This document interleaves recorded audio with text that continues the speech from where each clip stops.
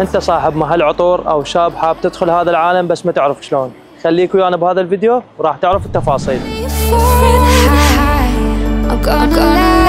حتى تبدي مشروعك لازم تحدد عدة نقاط رئيسية. اول نقطة العطور الزيتية، ولازم تكون نوعية جيدة.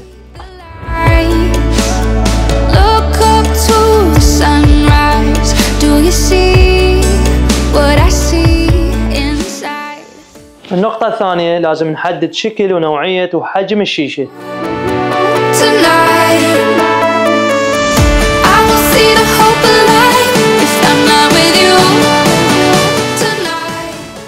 وطبعا نوعية الكحول لازم تختارها نوعية جيدة حتى عطرك يكون ممتاز.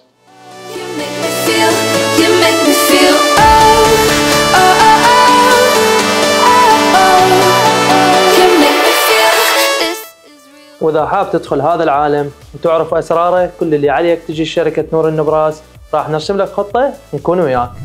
وأكيد عنواننا ما يتيه، باب المعظم مقابل جامع عادلة خاتون.